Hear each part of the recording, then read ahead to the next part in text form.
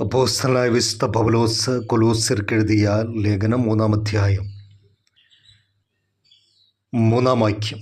നിങ്ങൾ മരിച്ച് നിങ്ങളുടെ ജീവൻ ക്രിസ്തുവിനോടുകൂടെ ദൈവത്തിൽ മറഞ്ഞിരിക്കുന്നു. ക്രിസ്തുവിനോടുകൂടെ ഉയർത്തെഴുന്നേറ്റിരിക്കുന്ന ഒരു വ്യക്തി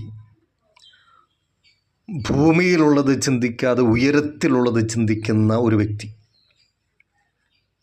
ആ വ്യക്തിയെക്കുറിച്ച് പൗലോസ് വെളിപ്പെടുത്തുകയാണ്. നിങ്ങൾ മരിച്ച് നിങ്ങളുടെ ജീവൻ ക്രിസ്തുവിനോടുകൂടെ ദൈവത്തിൽ മറഞ്ഞിരിക്കുന്നു. രക്ഷിക്കപ്പെട്ട ഒരു ദൈവ പൈതലിൻ്റെ ജീവിതമെന്ന് പറയുന്നത്, അല്ലെങ്കിൽ വീണ്ടും ജനിച്ച ഒരു വ്യക്തിയുടെ പ്രത്യേകത, അവൻ ക്രിസ്തുവിലാണ് ജനിക്കപ്പെട്ടിരിക്കുന്നത്. അതുകൊണ്ട് ഭൂമിയിലെ അവൻ്റെ വാസകാലഘട്ടമെന്ന് പറയുന്നത് ക്രിസ്തുവിലുള്ള ഒരു ജീവിതമാണ്. അവനെ മരണം കടന്ന് പിടിക്കുമ്പോൾ അവൻ്റെ മരണമെന്ന് പറയുന്നത് ക്രിസ്തുവിലുള്ള മരണമാണ്.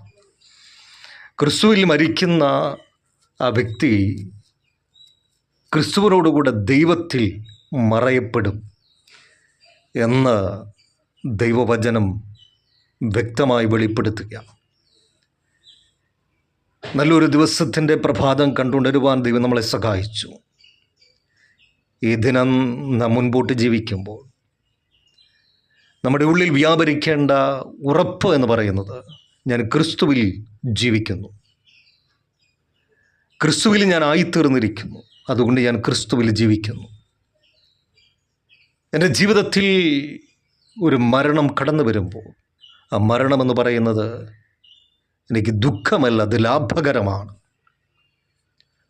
പൗലോസ് ഫിലിപ്പിയ ലേഖനത്തിൽ വെളിപ്പെടുത്തിയിരിക്കുന്ന പോലെ ജീവിക്കുന്ന ക്രിസ്തുവും, അതുകൊണ്ട് മരണം എനിക്ക് ലാഭമാണ്. ആ മരണം ക്രിസ്തുവിൽ ദൈവത്തിൽ മറയപ്പെടുന്നതാണ്. ഇന്ന് ദിവസം ആ ഒരു ഉറപ്പോടെ ഞാൻ ക്രിസ്തുവിൽ ജീവിക്കുന്നു എങ്കിൽ എൻ്റെ മരണം ക്രിസ്തുവിൽ തന്നെയാണ്. മരണശേഷം ക്രിസ്തുവിൽ ദൈവത്തിൽ മറയും. അത് നഷ്ടമല്ല, ലാഭമാണ്. അതിനായിട്ട് നമ്മളെ തന്നെ ഒരു പ്രാവശ്യം കൂടി ഒരുക്കാം. യേശു ക്രിസ്തുവിൻ്റെ നാമത്തിൽ തന്നെ ആമേൻ.